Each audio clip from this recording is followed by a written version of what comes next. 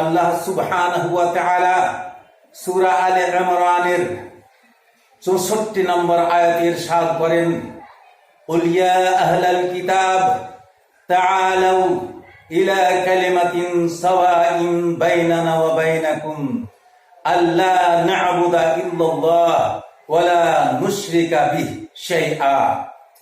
এই আয়াতে আল্লাহ তিনি বোঝাতে চান যে হে সারা বিশ্বের মানব জাতরা, তোমরা চলে এসো এক কালেমার দিকে, যেই কালেমা আশহাদু আল্লা ইলাহা ইল্লাল্লাহ ওয়া আন্না মুহাম্মাদান আবদুহু ওয়া রাসূলুহু।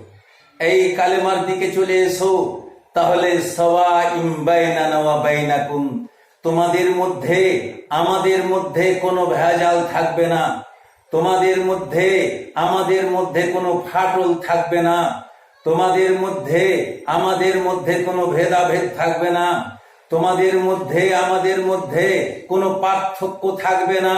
সবাই আমরা ভাই ভাই হয়ে পৃথিবীতে জীবন যাপন করব।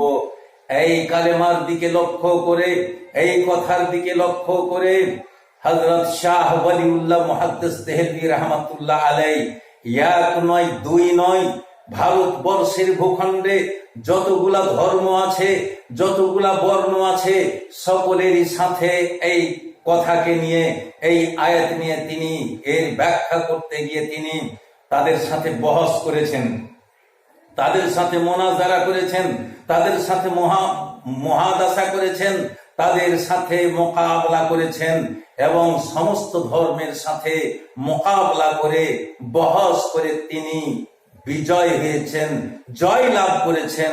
কোনোদিন কোনো ক্ষেত্রে তিনি হেরে যাননি। এই মতো অবস্থায় এক দিবস দিল্লির ভূখণ্ডে, দিল্লির ময়দানে মোনাজারা হবে। কার সঙ্গে মোনাজারা হবে? মোনাজারা হবে ল্যাংটা সাধুদের সাথে। আর যখনই তিনি কোনো ধর্ম বর্ণের সাথে, যখনই কোনো কারো সাথে মোকাবলা করেছেন, মুবাহাসা বহস করেছেন, তখন তিনি কিন্তু সামনে রাখতেন হাদিস, সামনে রাখতেন ফিকহ, সামনে রাখতেন কোরআন, সামনে রাখতেন তাফসীর, সামনে রাখতেন উসুল, অর্থাৎ রাখতেন উসুলে ফিকহ, উসুলে হাদিস, এবং সামনে রাখতেন আকায়েদ, সামনে রাখতেন মান্তিক, সামনে রাখতেন ফালসাফা, এবং সামনে রাখতেন বিশেষ করে ইলমে হিকমা। এই ইলমে হিকমার দ্বারাই বেশিরভাগ জায়গায় তিনি জয় লাভ করেছেন। বন্ধুরা আমার, এহেন অবস্থায় ল্যাংটা সাধুর সাথে মোকাবলা হবে, মুবাহাসা হবে। সকলেই ফ্যাল ফ্যাল করে তাকিয়ে আছে। আজকে হয়তো ল্যাংটা সাধু হারবে, না হয় হারবে কে? শাহ ওয়ালিউল্লাহ মুহাদ্দিস দেহলভী রাহমাতুল্লাহ আলাইহি ভারতবর্ষের বুকে এত বড় আলেম, এত বড় আলেম তৎকালীন কেউ ছিলেন না। তিনি মাত্র সব চাইতে বড় সেই যুগের আলেম ছিলেন। তিনি মুবাহাসা শুরু করেছেন, শুরু করতে যাচ্ছেন, তার আগেই লিপিবদ্ধ হয়ে গেল। চুক্তির আধারে হবে। চুক্তির আধারে হবে কি? যদি আমাকে পরাজিত করতে পারো তাহলে আমি তোমার ধর্ম গ্রহণ করব, আর যদি আমি তোমাকে পরাজিত করতে পারি তাহলে আমার ধর্ম তোমাকে গ্রহণ করতে বাধ্য হতে হবে। এই চুক্তি হয়ে গেল। পুলিশ চতুর সাইডে আছে, ডানে পুলিশ, বামে পুলিশ, আগে পুলিশ, পিছনে পুলিশ, চতুর সাইডে পুলিশ আছে। আর মঞ্চে যেই বিচারক মন্ডলীরা বসে আছে। এবারে শুরু হলো। এক সাইডে দাঁড়িয়েছেন শাহ ওয়ালিউল্লাহ মুহাদ্দিস দেহলভী রাহমাতুল্লাহ আলাইহি এবং এক সাইডে দাঁড়িয়েছেন ল্যাংটা সাধু। এবারে দুজনাই শুরু হলো মুবাহাসা। তিনি জিজ্ঞেস করলেন, অর্থাৎ শাহ ওয়ালিউল্লাহ মুহাদ্দিস দেহলভী রাহমাতুল্লাহ আলাইহি তিনি জিজ্ঞাসা করলেন, হে ল্যাংটা সাধু, ল্যাংটা বাবা, বলো দেখি তুমি প্রশ্ন আগে করবে না আমি প্রশ্ন আগে করব? সে বলছে, আমি তো ভগবান, আমি তো ঈশ্বর, আমি তো সবই জানি, সারা আকাশ জমিনে যা কিছু আছে সবই তো জানি, অতএব আমার জানার প্রয়োজন নাই, আমার প্রশ্ন করারও প্রয়োজন নাই। আর তুমি যেহেতু জানো না, সেহেতু তুমি আমার কাছ থেকে প্রশ্ন করে জেনে নাও। শাহ ওয়ালিউল্লাহ মুহাদ্দিস দেহলভী রাহমাতুল্লাহ আলাইহি তিনি তাকে প্রশ্ন করলেন, আচ্ছা বলো তো তুমি ন্যাংটা কেন? তো সে প্রতি উত্তরে বলল, আমি তো ন্যাংটা নই, আমি তো মারেফতি পোশাক পরে আছি, আমি তো মারেফতি পোশাক পরে আছি। তোমার চোখের দোষ আছে বলে তুমি ভূত দেখছো, আমি কেন দেখতে পাই না? আমি হচ্ছি ভগবান, আমার লেবাস তোমরা বুঝতে পারবে না। এই বলল কে? ল্যাংটা সাধু। তো বলছে, জনগণকে লক্ষ্য করে বলছেন শাহ ওয়ালিউল্লাহ মুহাদ্দিস দেহলভী রাহমাতুল্লাহ আলাইহি, আচ্ছা বলেন তো জনগণ, তার লিঙ্গ দেখা যাচ্ছে কি যায় না? সবাই বলছে হ্যাঁ দেখা যাচ্ছে। আচ্ছা এবারে বলো, তোমার সারা দুনিয়ার কথা লোকেদের কথা মানবো না তোমার কথা মানবো? বলছে আমি ভগবান, আমি ঈশ্বর, আমার কথা মানতে হবে। অতএব তুমি জনগণের কথা নিয়ে চলবে না। আচ্ছা বলো দেখি, তোমার যে ওটা দেখা যাচ্ছে তো ওটা কি, এটা বলতে হবে।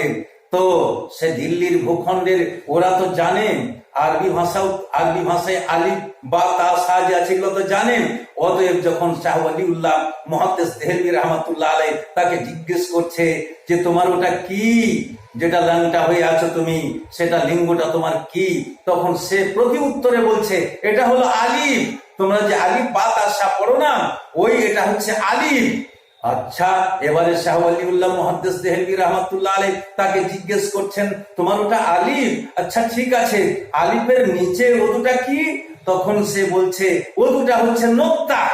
এবারে বলছে যখন যে ওদুটা তোমার নোক্তা, আচ্ছা এবারে শাহ ওয়ালিউল্লাহ মুহাদ্দিস দেহলভী রাহমাতুল্লাহ আলাইহি জনগণকে সামনে রেখে বলছেন, হে জনগণ বলুন, আলিফের নিচে কি কোনোদিন ফোঁটা দেখেছেন, নোক্তা দেখেছেন? তারা বলছে না দেখিনি। তাহলে এখানে ফোঁটা কেমন করে এলো? অতএব এই ফোঁটাকে, এই লোকটাকে কাটো। সঙ্গে সঙ্গে পুলিশদের অর্ডার দিয়ে দিল যে এর নোক্তাকে কেটে ফেলতে হবে, যেহেতু আলিফের নোক্তা হয় না, এটারও নোক্তাতে, এটা যখন আলিফ বলেছে সে, তখন এখানে নোক্তা হবে না, এটা কেটে ফেলতে হবে। এইবারে সে পরাজিত হয়ে গেল। এবারে পালাবার জন্য রাস্তা দেখছে, পালাবার জন্য এইদিকে রাস্তা দেখছে, ওইদিকে রাস্তা দেখছে, আর উঠে পালাতে যাচ্ছিল। পুলিশরা জোর করে ধরে তাকে বসিয়ে দিল যে শোনো, এখানে চুক্তি হয়েছে, এবারে তুমি পারলে না, তুমি পরাজিত হলে তোমাকে ইসলাম ধর্ম গ্রহণ করতে হবে।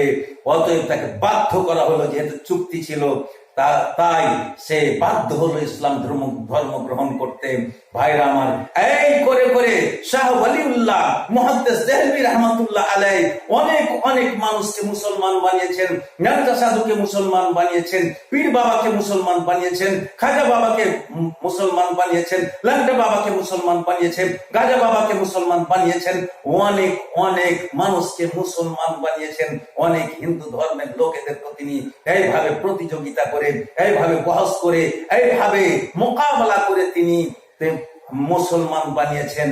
এই কারণেই আল্লাহ রাব্বুল আলামিন তিনি বলেছেন কি, বলিয়া হালাল কিতাব, হে নবী আপনি বলে দিন, হে কিতাবওয়ালারা, হে ঐশী গ্রন্থওয়ালারা, তাআলাউ তোমরা চলে এসো, ইলা কালিমাতিন, এমন এক কালেমায়ে শাহাদাতের দিকে, সাওয়াইন বাইনানা ওয়া বাইনাকুম, এই কালেমা তোমাদের মধ্যেখানে আর আমাদের মধ্যেখানে ফাটল দূর করে দিবে, ভেজাল দূর করে দিবে, এবং আমরা শান্তির সাথে পৃথিবীতে জীবন যাপন করতে পারবো।